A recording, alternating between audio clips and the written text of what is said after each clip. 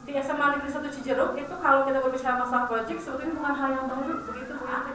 Di project di kurikulum Merdeka ini ternyata yang saya temukan itu bukan hanya di bidang pengolahan makanan Bu Indri.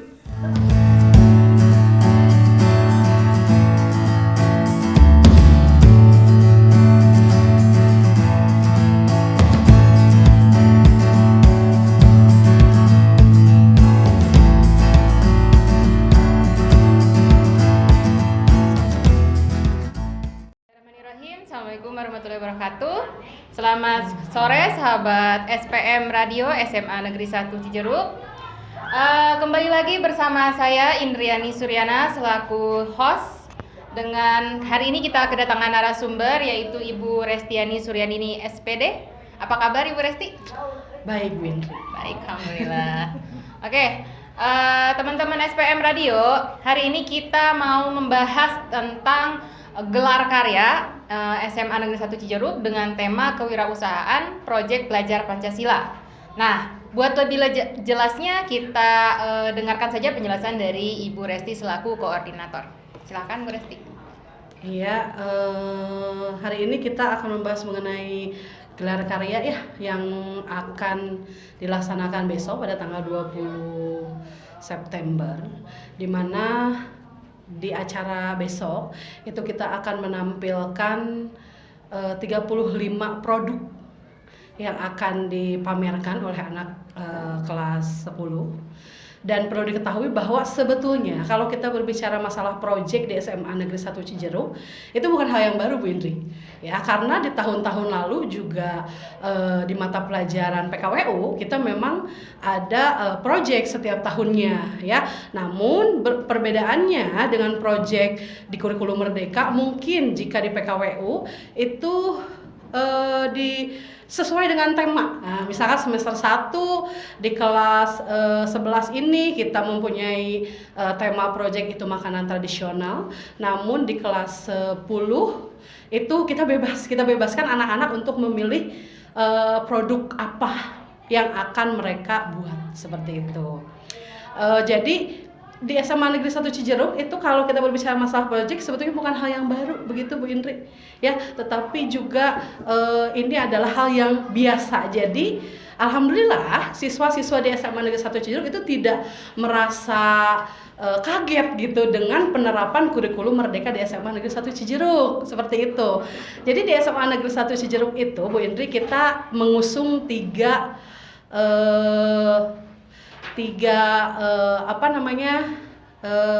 proyek, yaitu yang pertama adalah proyek kewirausahaan, di mana proyek ini dilaksanakan selama 3 bulan. Selesai nih Bu Indri ya, di bulan September ini minggu keempat itu kita sudah selesai di proyek kewirausahaan. Lalu nanti dilanjut lagi di bulan Oktober, November sampai Desember itu yang kedua itu kearifan lokal ya, kearifan lokal dengan berbeda koordinator. Nanti koordinatornya adalah Bu Gina, Pak Dioso dengan Bapak Andika gitu ya. Nanti di semester 2 itu akan lanjut lagi dengan proyek bangun jiwanya, bangun raganya, yang koordinatornya sendiri adalah Bapak Hidayat dengan rekan-rekan semua sebetulnya. Jadi mudah-mudahan nih karena tahun ini merupakan tahun pertama kita menerapkan kurikulum Merdeka, mudah-mudahan acara esok tanggal 20 bisa berjalan dengan lancar. Amin. Bisa terlaksana dengan sesuai dengan harapan kita semua. Seperti itu Bu Indri. Ya, insya Allah ya, amin. Baik Ibu Resti, sebenarnya ya betul sekali ya, saya memang memperhatikan untuk kewirausahaan sendiri sudah dibangun oleh Bu Resti jauh sebelum kurikulum Merdeka ini diterapkan ya SMA Negeri 1 Cijeruk. Nah, menurut Ibu Resti sebenarnya selain pembeda dari produknya, kalau kewirausahaan sudah ditentukan produknya, kalau yang Merdeka itu mereka menentukan sendiri. Selain itu ada apa lagi perbedaan yang sangat signifikan dari kurikulum Merdeka ini? Setelah kita menerapkan kurikulum merdeka yang diawali dengan kewirausahaan, proyek kewirausahaan, ternyata setelah kita menggali dan menganalisis, kemampuan anak itu sungguh luar biasa. Kalau dulu saya itu mendampingi anak-anak di proyek itu pasti masalah pengolahan, karena saya memang bidangnya ya makanan, pengolahan dan sebagainya gitu. Sampai tahun lalu itu ada life skill tata boga Bu Indri, yang luar biasa seperti itu, berkembang anak-anaknya, anak-anak sudah tumbuh gitu, udah tumbuh jiwa kewirausahaannya itu luar biasa Bu Indri ya. Insya Allah tahun ini juga kita akan bangun lagi gitu. Dan ternyata di project di kurikulum merdeka ini, ternyata yang saya temukan itu bukan hanya di bidang pengolahan makanan Bu Indri, tetapi juga banyak produk-produk anak di luar bidang pengolahan. Contohnya ada ekoprint yang diproduksi anak seperti itu.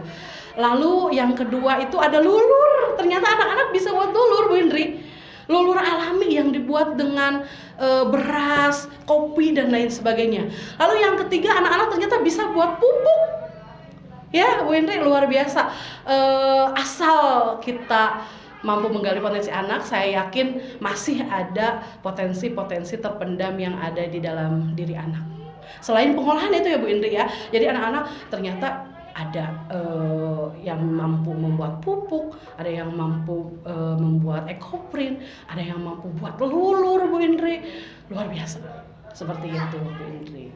Oke, Ibu Resti, saya ingin menanyakan kesulitan apa yang Ibu alami selama kegiatan proyek kewirausahaan ini? Sebetulnya ketika saya memegang proyek kelas 10 berbeda dengan ketika saya memegang proyek kelas 11 dan 12. Karena anak-anak di kelas 10 itu kan baru lulus SMP ya Bu Indri ya, maka kedewasaannya pun masih rendah seperti itu.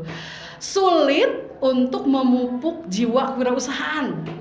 Ya, jadi kita harus pelan. Akhirnya kenapa proyek kewirausahaan ini kita selesaikan dalam jangka waktu 3 bulan? Karena 1 bulan pertama kita dengan teman-teman fasilitator lain itu mencoba untuk terus memupuk jiwanya dulu nih Bu Indri, jiwa kewirausahaannya. Karena anak-anak kelas 10 ini memang agak sulit, harus masih di-upping seperti itu.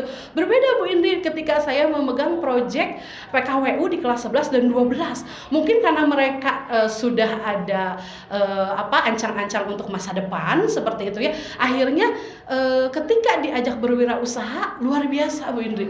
Ya, respon anak-anak itu bahkan dulu itu ketika PKWU itu ya, proyek PKWU di pengolahan itu sampai ada yang meraup untung dalam 1 minggu itu ratusan ribu. Luar biasa ya. Yang sekarang sudah alumni, saya setiap minggunya mengecek keuangannya seperti itu. Mereka yang mengolah, mereka yang berjualan seperti itu, dan luar biasa hasilnya itu bisa mereka bagi rata dengan teman-teman sekelompoknya. Wah, luar biasa. Nah, itu sebetulnya salah satu kesulitannya. Ada beberapa juga kesulitannya hanya dapat kita atasi.